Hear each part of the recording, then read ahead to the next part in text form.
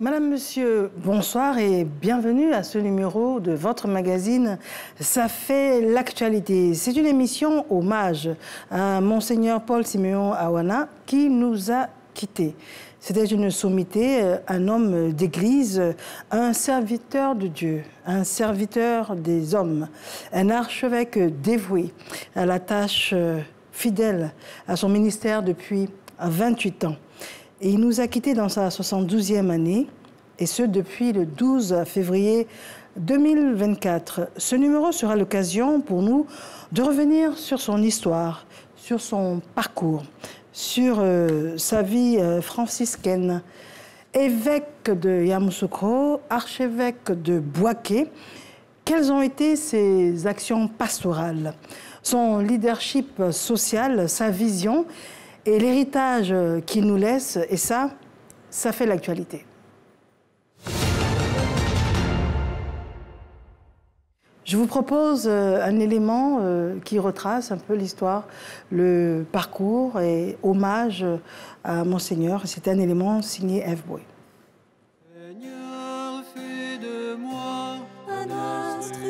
Décédé le lundi 12 février 2024 à Abidjan dans sa 72e année, Monseigneur Paul Siméon Awana Djoro a passé 28 années de sa vie à servir Dieu. Né le 19 décembre 1952 à Bingerville, il a été ordonné prêtre au sein de l'ordre des franciscains le 19 juillet 1981. Il a assumé la fonction de curé de la paroisse Notre-Dame de l'Assomption de Koumassi-Prodomo avant d'être consacré évêque de Yamoussoukro par le cardinal Feu Bernard Yago le 15 mars 1996. Il y exerce jusqu'en 2006 avant que la mission le conduise dans l'archevêché de Bouaké. L'aventure à Bouaké débute le 12 janvier 2006 pour Monseigneur Paul Siméon Awana, qui doit assurer la continuité de l'évêché en tant qu'évêque coadjuteur. Le 22 septembre de la même année, il est nommé archevêque métropolitain de Bouaké, charge qu'il a assumée jusqu'à la date de son rappel à Dieu. En plus de son engagement religieux, il a joué un rôle crucial dans le processus de réconciliation en Côte d'Ivoire. En mai 2011, il est nommé 3e vice-président de la commission Dialogue, Vérité et Réconciliation, CDVR. En 2015, il est porté à la tête de la Commission nationale pour la réconciliation et l'indemnisation des victimes CONARIV. Son franc-parler, son dévouement envers la paix et la justice marqueront les esprits. Alors que l'Église catholique pleure la perte d'un de ses piliers, quel héritage spirituel, social et culturel pour les générations futures? De retour en studio, nous avons deux invités avec qui nous allons discuter et puis parler justement d'héritage, comme l'a souligné F. Boué. Le père André Alou est avec nous. Vous êtes prêtre de Yamoussoukro. Mon père, bonsoir. Bonsoir, madame. Merci d'être avec nous aujourd'hui. Je vous en prie. Nous avons également le frère François Larré. Bonsoir, mon frère. Bonsoir, madame. Vous êtes professeur d'histoire de l'Église. Merci Exact. également à vous d'être avec nous. Alors, beaucoup de choses ont été dites pour les professionnels dans la religion, vous le savez, mais pour beaucoup de novices, il y a beaucoup de choses qu'on va devoir définir. Alors déjà, on a énormément parlé de la vie franciscaine. Déjà. Alors, juste avant d'aller un peu plus loin, qu'est-ce que la vie franciscaine? Merci, madame. Un franciscain, c'est un religieux qui appartient à l'ordre des frères mineurs. Et l'ordre des frères mineurs remonte au XIIe siècle. Il a été fondé par Saint François d'Assise, un jeune Italien de la ville d'Assise, et qui avait des ambitions. Il a voulu, comme tous les jeunes de son âge, aller en guerre et remporter des victoires, devenir un chevalier. Alors, c'est sur la route de cette guerre qu'il s'est fait prisonnier. Et la nuit, dans sa cellule, il a eu un songe où le Seigneur s'est révélé à lui en lui posant la question de savoir, François, qui veux-tu servir, le maître ou l'esclave? Et François répondit, le maître, bien sûr. Il dit, alors, pourquoi cours-tu derrière l'esclave? L'esclave, sous-entendu, la gloire, la vaine gloire.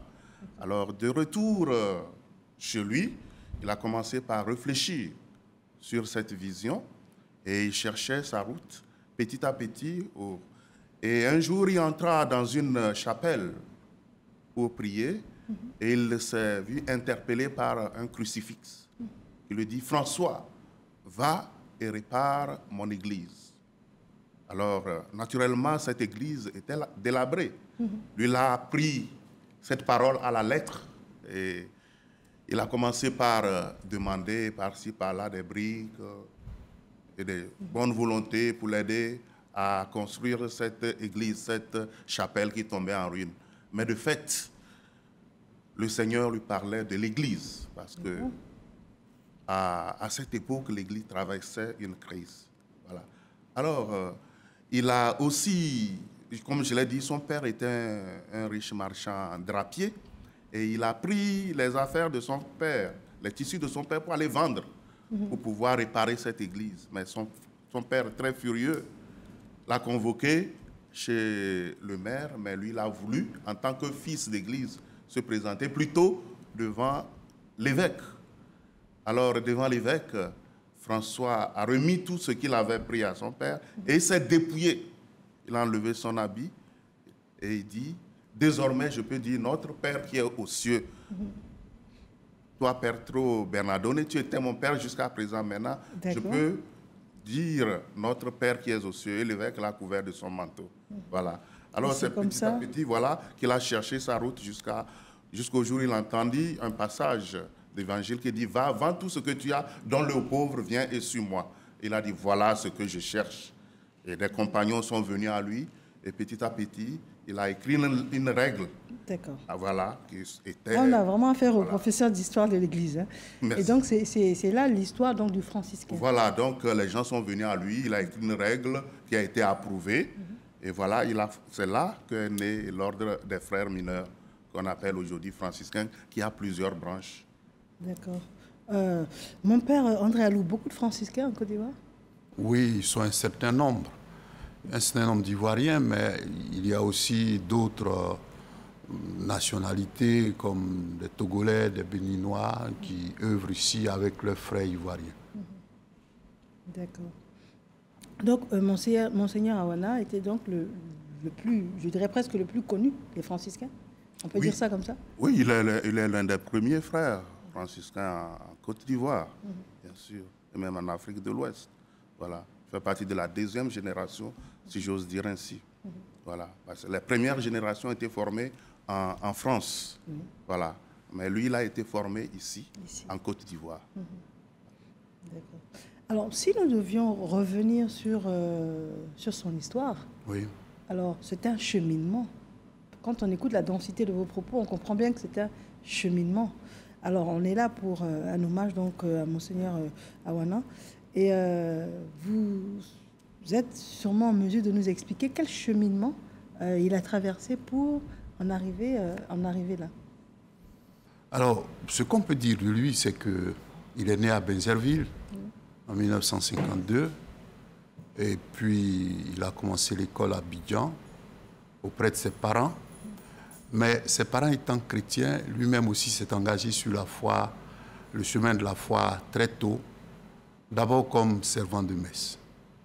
Et je sais qu'il a été servant de messe un pionnier de la foi en Côte d'Ivoire, Monseigneur Coty, qui a été pendant longtemps évêque d'Aloa.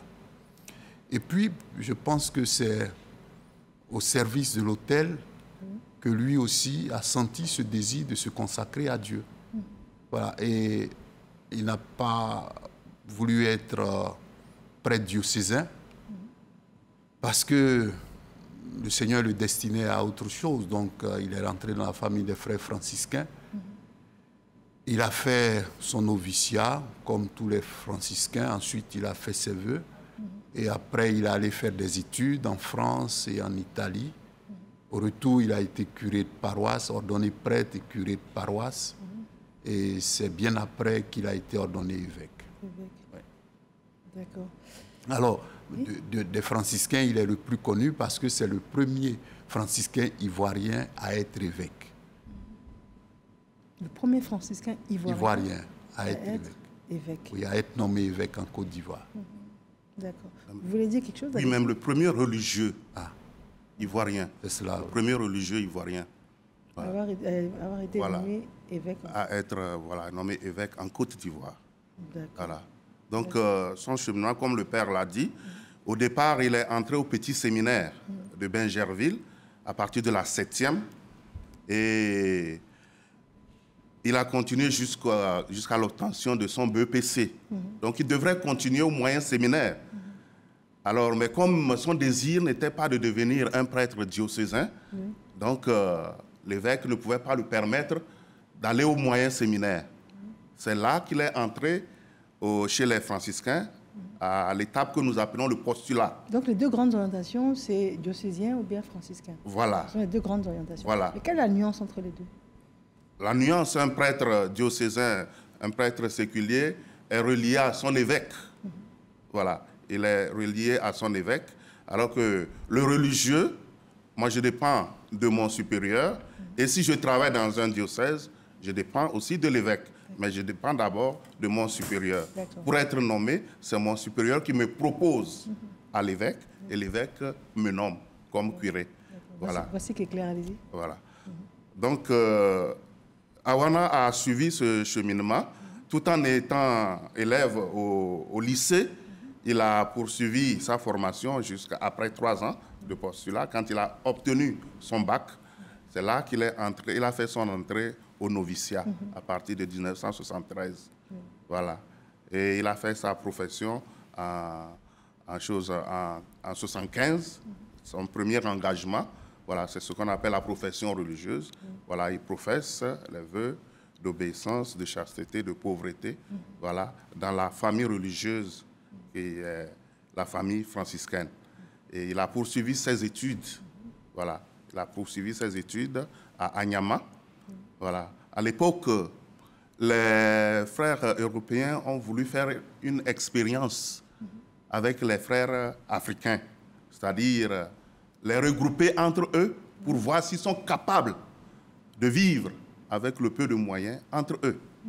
Alors, Awana, à l'époque, a voulu, avec d'autres confrères zaïrois et togolais, relever le défi. Donc, ils ont accepté cette proposition et on leur a donné un appartement sur la paroisse d'Anyama. Voilà. Et ils ont vécu en symbiose avec les gens du quartier et surtout les chrétiens. Et ils ont même monté une chorale qui a eu le premier prix des chorales catholiques en Côte d'Ivoire ici. Voilà. Donc, c'est à partir de là que je crois qu'il a eu le goût d'étudier un peu l'inculturation. Voilà. Il aimait d'abord sa culture, il était ancré dans sa culture ébriée, connaissait parfaitement sa culture, mais aussi il cherchait à connaître la culture de l'autre. Voilà. Parce que en tant qu'Ouest africain, nous n'avons pas la même mentalité que les Bantous. Voilà. Mais à cette époque, accepter vivre ensemble, à cette multiculturalité, c'était une nouveauté, c'était un défi.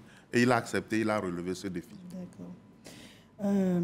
Père André Alou, alors c'est un engagement impressionnant quand on entend tout cela, mais comment se fait l'appel à la prêtrise, par exemple? Alors, être prêtre part d'abord d'un désir. Vous savez, quand on est jeune, souvent on est attiré par la médecine, on peut être attiré aussi par la pharmacie, par la technique, par le journalisme. Et un jeune, lui, se sent comme attiré plutôt par la prêtrise, par le sacerdoce. Donc, cela se manifeste par un désir intérieur. Et ce désir intérieur est souvent nourri, d'abord discrètement. Et puis, le jeune va se confier à quelqu'un, d'abord pour voir si ce qu'il sent relève peut-être de ses propres intuitions ou si c'est quelque chose de sérieux.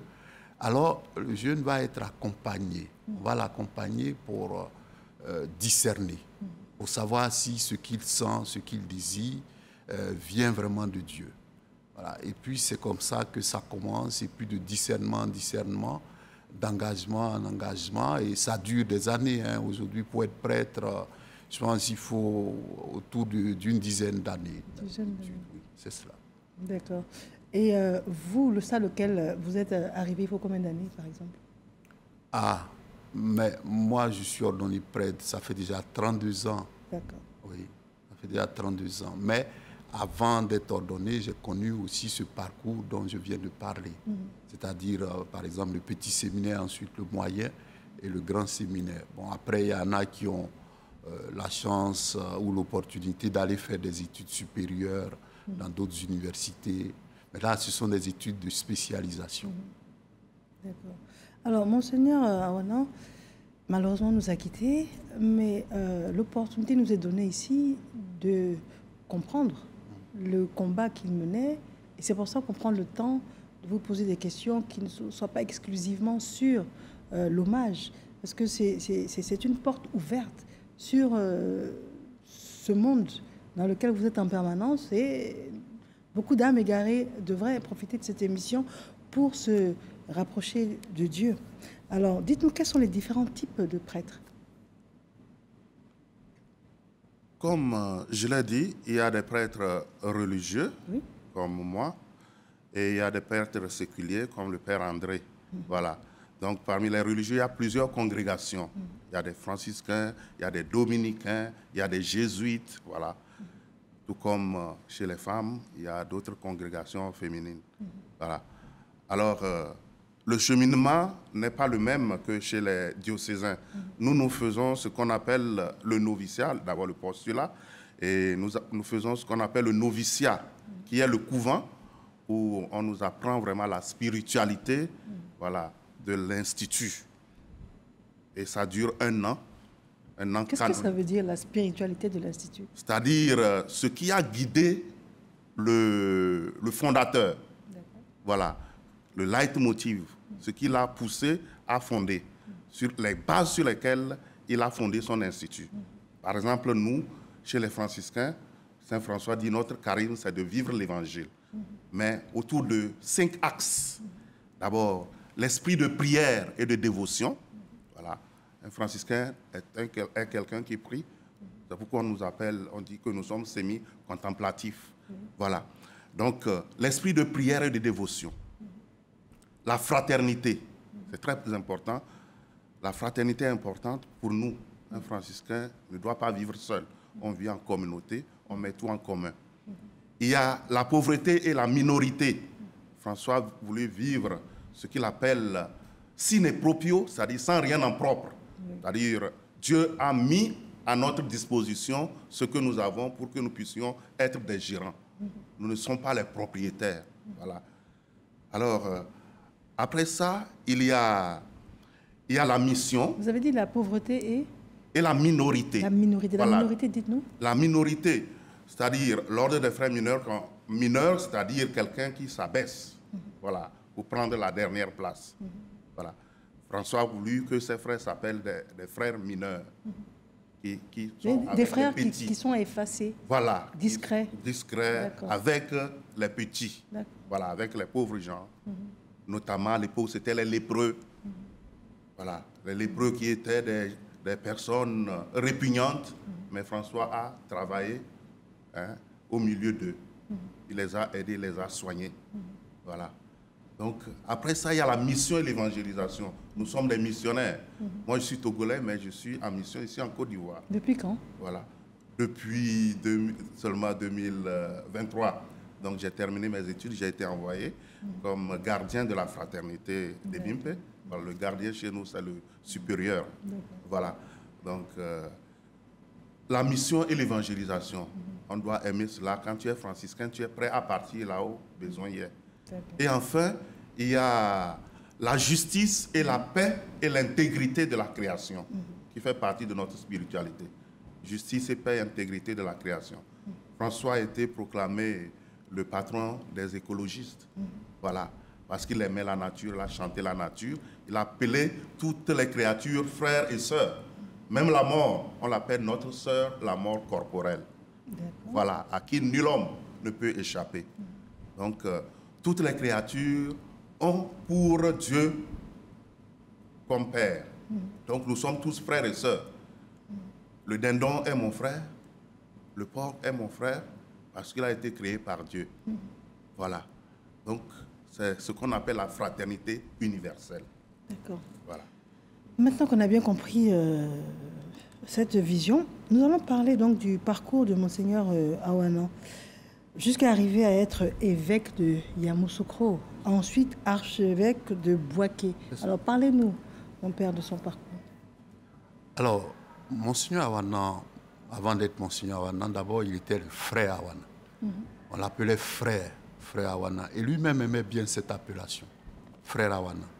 Il a porté pendant des années, quand il était successivement, il a été curé de la paroisse Saint-Étienne de Koumassi et curé de la paroisse Notre-Dame de l'Assomption de Koumassi-Prodomo. Voilà, c'était le frère.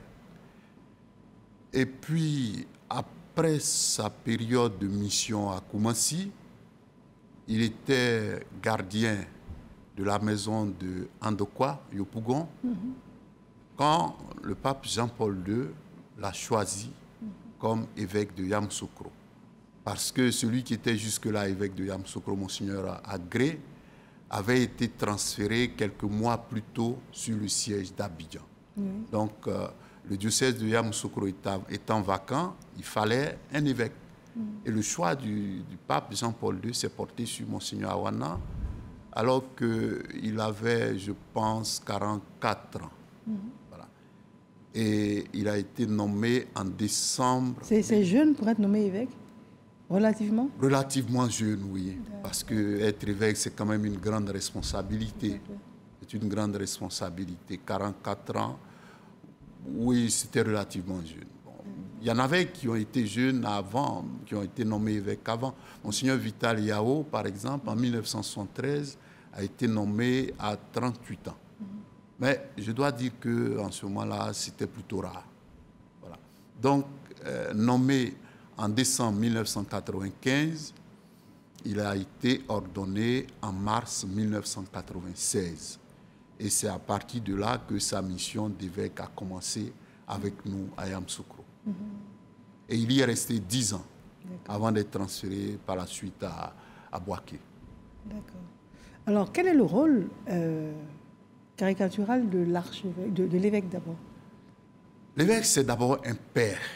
Dans la pensée de l'Église, c'est un père. Parce que une Église, elle est faite, ou un diocèse, il est fait de chrétiens, d'hommes et de femmes qui croient au Christ. Et pour ces hommes et ces femmes, il faut un pasteur. Évidemment, le vrai pasteur, c'est le Christ. Mais la présence du Christ doit être visible. Et cette présence est rendue visible dans la personne d'un évêque à qui est confié le soin de guider les hommes et les femmes d'une portion du peuple de Dieu qu'on appelle diocèse et qui regroupe un certain nombre de paroisses. Donc, être père d'une église, vous comprenez, c'est vraiment être proche des gens, conduire les gens, écouter les gens, rassembler les gens, les nourrir de la parole de Dieu pour les conduire sur le chemin du royaume. Et quand on est évêque, ça va jusque dans les villes environnantes? Les personnes se déplacent régulièrement? C'est plutôt l'évêque qui se déplace régulièrement. Parce que l'évêque a un siège, par exemple, Yamoussoukro, c'est le siège du diocèse de Yamoussoukro. Mais autour de Yamoussoukro, il y a des paroisses comme Didiévi, Thiébissou, Kokumbo, Toumodi, Dimbokro, Bokanda, Mbato. L'évêque rayonne sur toutes ces zones-là. Voilà. Et il administre l'Église jusque dans ces zones les plus reculées. Et c'est souvent lui qui se déplace pour aller, comme le bon pasteur, à la recherche de la brebis perdue.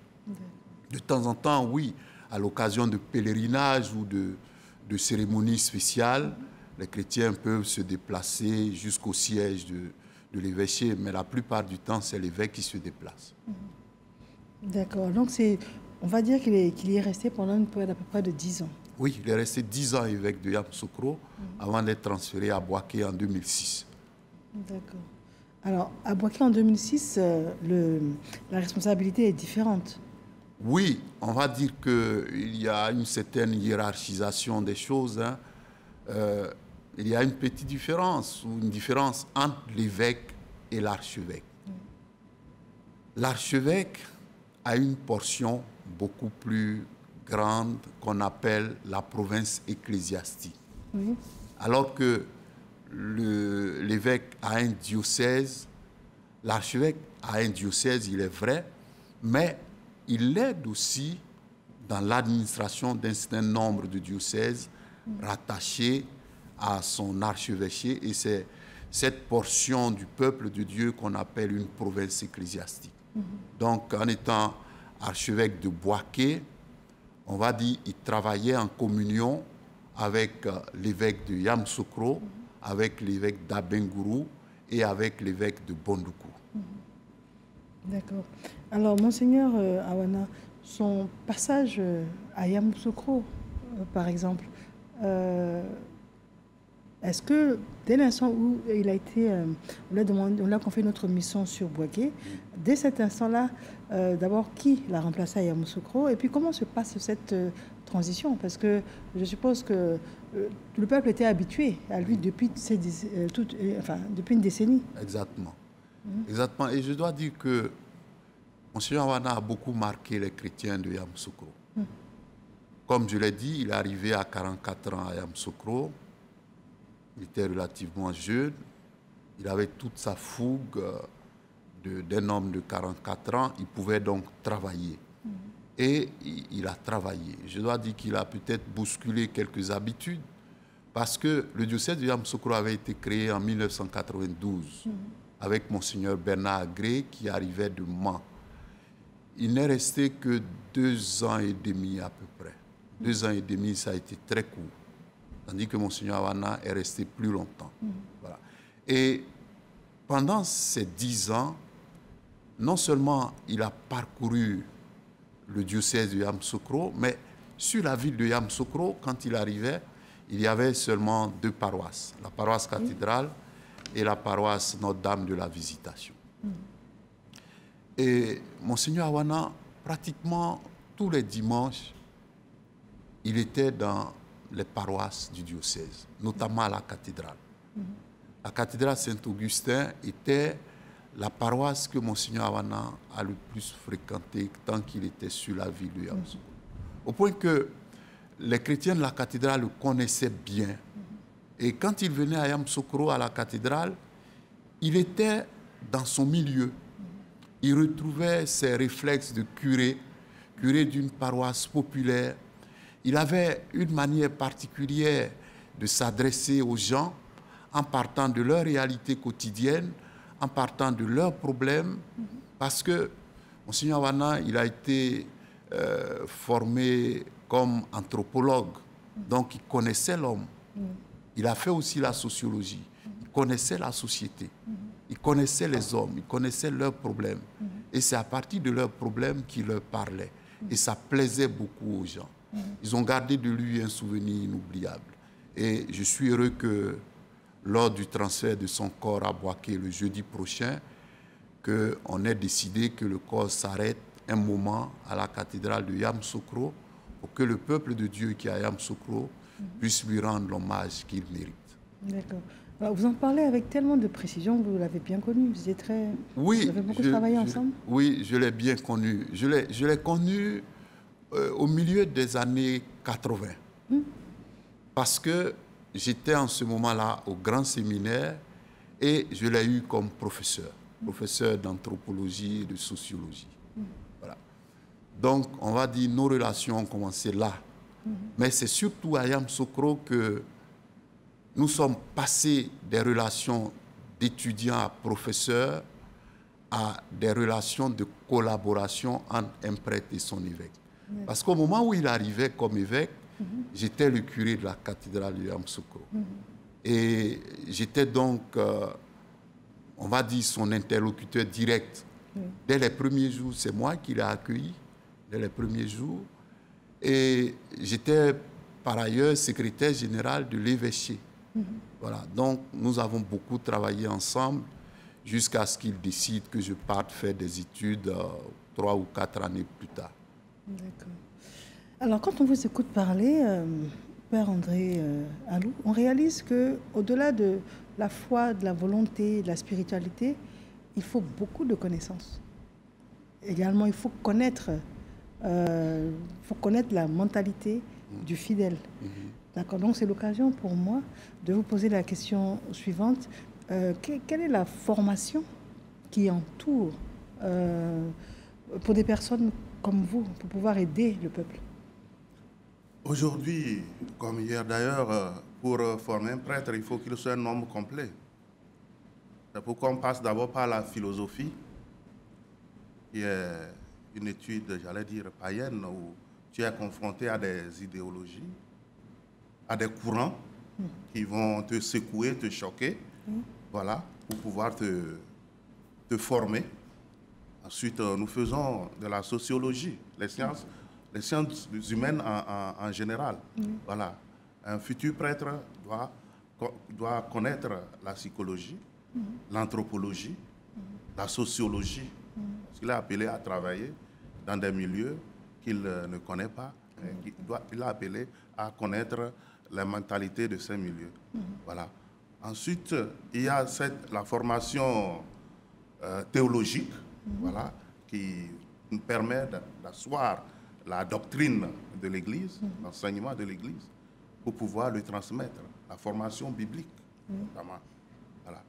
Mais sur le plan humain, aujourd'hui, un prêtre doit connaître aussi tout ce qui est comptabilité. Voilà. Pourquoi? Oui, mais il est appelé à gérer sa paroisse ou sa communauté. Alors, on ne fait pas des choses d'une manière rudimentaire. Aujourd'hui, il faut être professionnel. Tu tiens la comptabilité d'une paroisse, tu es capable de rendre compte le jour où on te demandera. Alors, tu ne vas pas commencer par balbutier. C'est pourquoi... Non, nous, on avait simplement associé le fait que vous ayez fait, par exemple, vœu de pauvreté. On se dit, bon, c'est des personnes qui ne manipulent pas d'argent. Justement, le vœu de pauvreté voudrait qu'on utilise honnêtement de l'argent. Voilà, mis à notre disposition, au service du peuple de Dieu. Voilà. C'est avec cet argent qu'on vient en aide aux pauvres. Voilà. Qu'on scolarise certains enfants démunis. Voilà. Qu'on paye les soins à ceux qui sont dans le besoin. Voilà. Alors, mais il faudrait savoir rendre compte de ce qu'on donne, ce que la Providence met à notre disposition. Voilà. Aujourd'hui, il y a aucune science à négliger au niveau de la formation d'un prêtre. Voilà. Nous sommes dans un monde qui évolue, les médias, l'informatique, tout ça là. Nous devons être bien renseignés pour cela. Et vous l'êtes, par exemple, concrètement, vous l'êtes sur les réseaux sociaux? Je ne suis pas trop réseaux sociaux, mais il y en a qui sont bien impliqués. C'est votre cas, mon père? Non, Non ce plus. n'est pas mon cas. Ce n'est pas votre cas non plus. Peut-être nous sommes de la vieille école, mais bon. Je n'ai pas dit ça non plus. Je n'ai pas dit ça non plus. Il y en a qui sont impliqués, mais aujourd'hui, il faut quand même le béaba. Oui. Le béaba, il faut connaître. Voilà. C'est aussi des moyens d'évangélisation qu'il ne faut pas négliger. Voilà, c'est très important. Donc, un prêtre, ça doit être un homme complet. Voilà. D'accord. Alors, cet homme complet, on sent bien que Monseigneur Awana était quelqu'un qui avait énormément de qualités. Et là, maintenant, on a parlé un peu de son parcours. Maintenant, on va parler de la qualité de sa personne. Parce que quand on parle de lui, des recherches que nous avons eu à faire, on parle de son leadership social. Alors, vous qui l'avez si bien connu, qu'est-ce qu'il arrivait à faire au point où, quand on parle de lui, on parle de son leadership social? Ok. Alors, Monseigneur Awana, avant tout, je dois dire que c'est un homme qui était profondément humain. Peut-être qu'il a été préparé par les études qu'il a réalisées avant son ordination. Mais il aimait l'homme. Et il estimait que ce qu'il devait faire devait servir l'homme. Son action devait être mise au service de l'homme. Mais pour faire grandir l'homme, parce que, comme disait un père de l'Église, la gloire de Dieu, c'est l'homme vivant. Pas l'homme couché, pas l'homme mort, mais l'homme vivant. l'homme vivant qui, à son tour, pouvait glorifier Dieu. À partir de ce moment-là, Monseigneur Awana s'est engagé pleinement au service de l'homme et de son bonheur et de son épanouissement. Je prends par exemple son œuvre en faveur de la paix. Tous les Ivoiriens se souviennent, 1999, premier coup d'État. Pendant la transition, il y a eu beaucoup de soubresauts. Et puis, on préparait les élections à venir pendant le moment de la transition.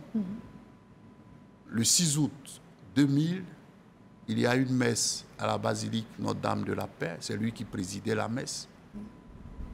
Il y avait les autorités politiques de la transition, les autorités de la transition, je dois dire. Et le général Robert Guéhi devait prendre une décision. Monseigneur Awana s'est engagé. Il a dit ce jour-là devant la nation ce qu'il devait dire. Il a demandé au général Guéhi de prendre du recul et de superviser la transition pour que les choses se déroulent bien, que la paix soit sauvegardée. Et je dois dire que cela a profondément marqué les Ivoiriens, même si on doit reconnaître que les choses se sont déroulées autrement, mais ce qu'il devait faire pour l'homme, pour les Ivoiriens, pour la nation, il l'avait fait. Voilà. Et on peut s'étendre encore plus quand a éclaté la rébellion. En 2002, c'est un témoignage que je peux donner. En 2002, quand la rébellion a éclaté à Bouaké, il était en ce moment évêque de Yamoussoukro. Mais l'archevêque de Bouaké était retenu à Abidjan. Et à Bouaké, les choses étaient difficiles. La rébellion semblait prendre une coloration religieuse. C'est comme si on glissait subrepticement vers un affrontement entre les religions. On taxait l'Église catholique d'avoir choisi son camp. Les choses étaient difficiles. Aller à Bouaké en ce moment, c'était compliqué parce que Bouaké, c'était comme une ville assiégée. Monseigneur Awana de Yamoussoukro est parti à Bouaké et il a présidé une messe à la cathédrale. C'était les moments chauds et il a su trouver les mots justes, non seulement pour apaiser les cœurs, mais aussi pour dissiper les malentendus. Et ce jour-là, tout le monde a compris que la crise dont il s'agissait était une crise plutôt politique. C'est une messe qui a été médiatisée ou bien vous parlez des paroissiens ce jour-là? Non, elle n'avait pas été médiatisée. Mais la cathédrale de Bouaké était pleine.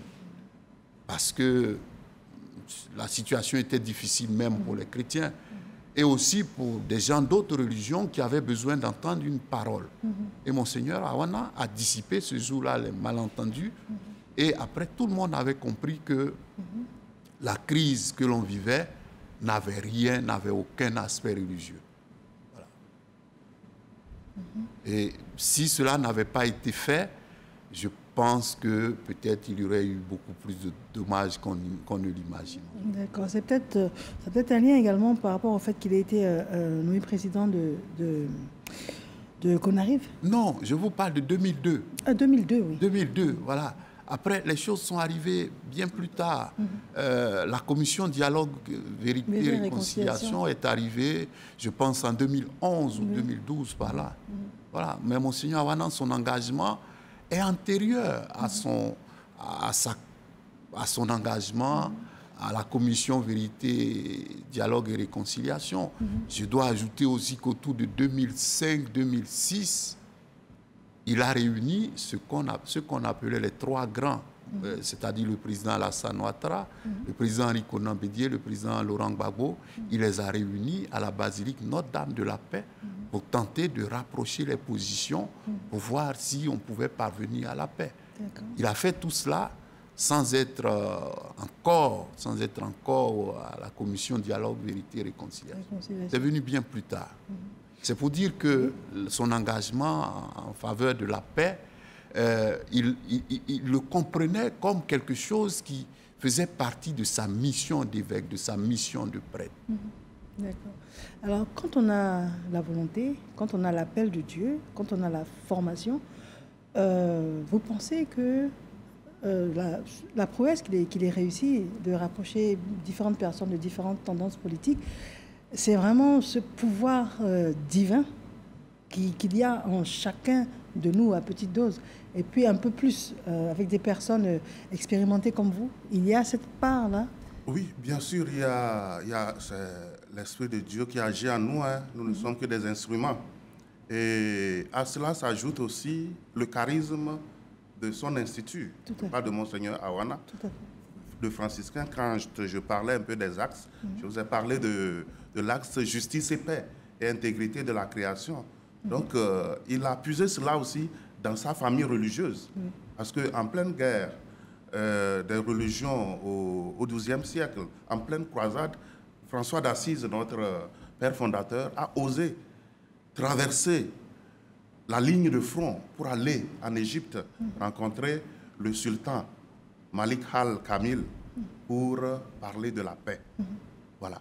Il a osé. Donc, c'est de là que vient déjà le dialogue interreligieux.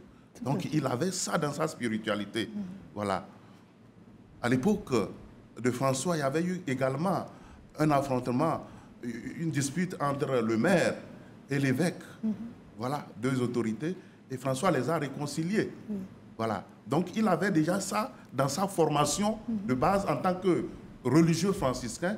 Et maintenant, devenu évêque, avec la grâce de Dieu, il a mis ça au service de sa nation. Voilà, pour pouvoir travailler et apporter sa touche en tant qu'évêque, en tant que religieux franciscain. Très bien. Alors, à ce stade des hommages à Monseigneur Awana, je vous propose un petit reportage des questions qui ont été posées de personnes qui l'ont également bien connu. D'abord, dans la communauté franciscaine, comme un supérieur religieux. Il a été le supérieur religieux des franciscains à Côte d'Ivoire.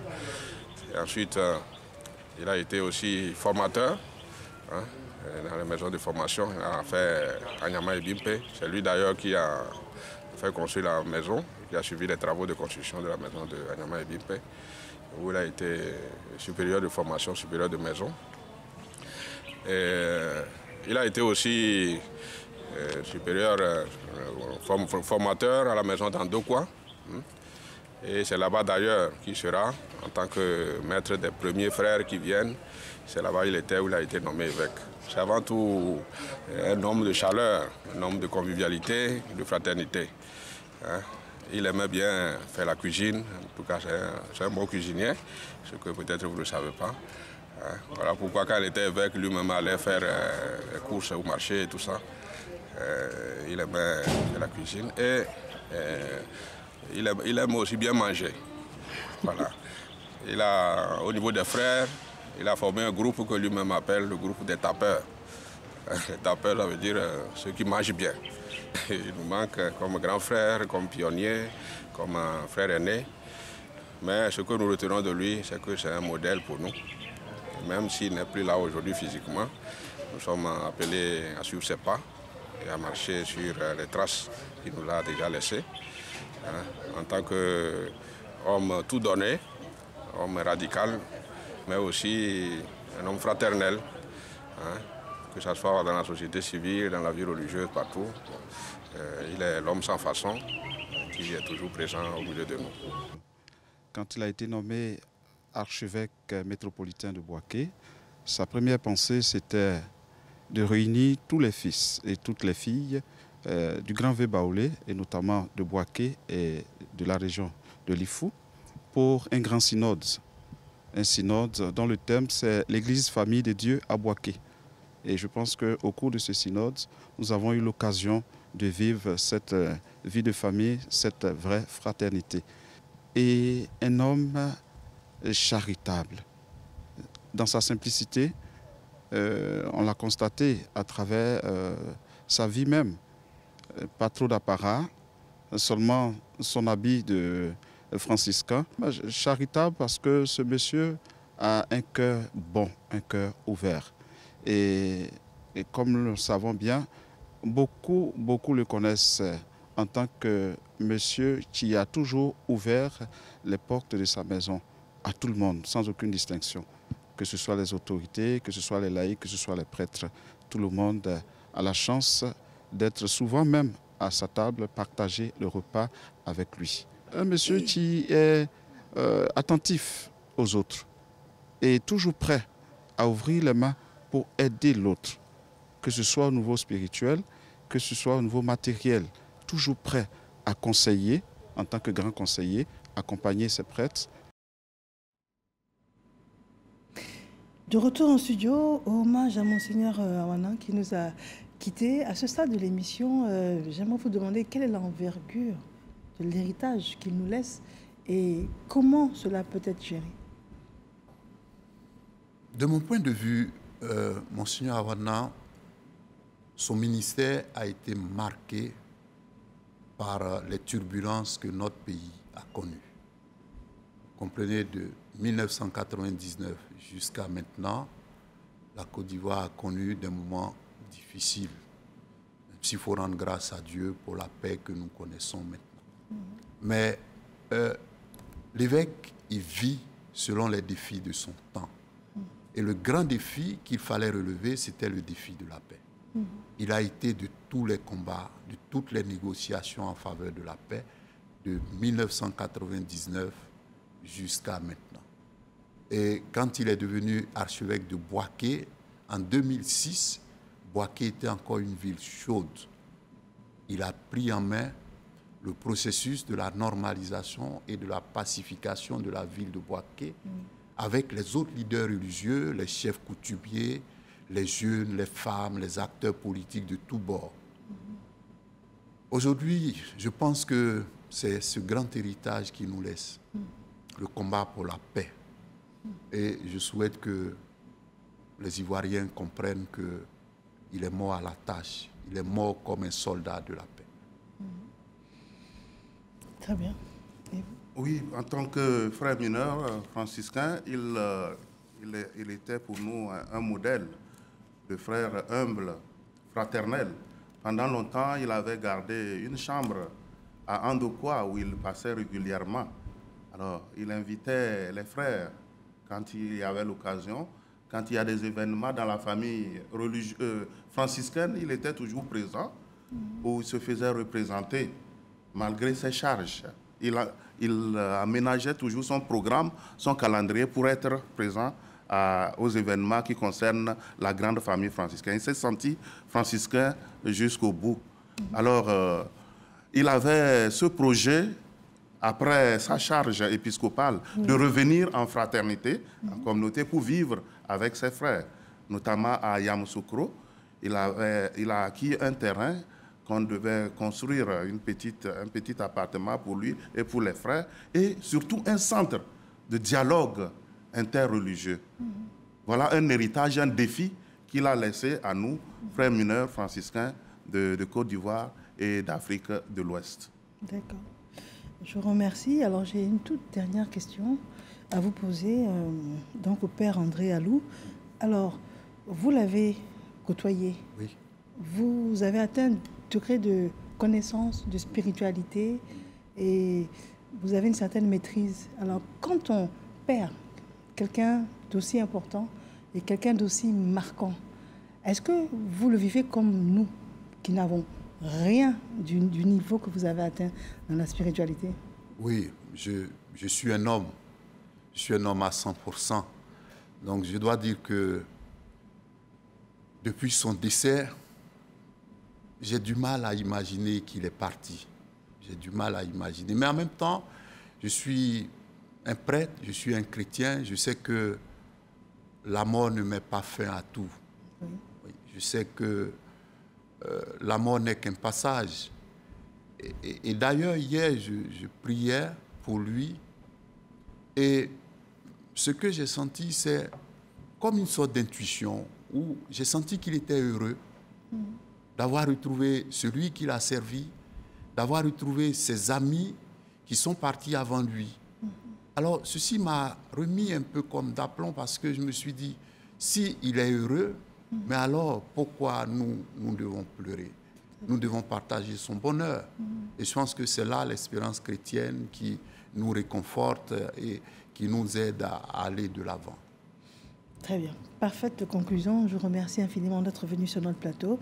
C'était donc l'hommage à Monseigneur Simeon Awana, homme de culture, leader social et ami de la vie. Nous recevions donc le père André Alou, prêtre de Yamoussoukro, et le frère François Larrey, qui est donc professeur d'histoire de l'Église. Madame, Monsieur, infiniment merci de nous avoir suivis. Bonsoir.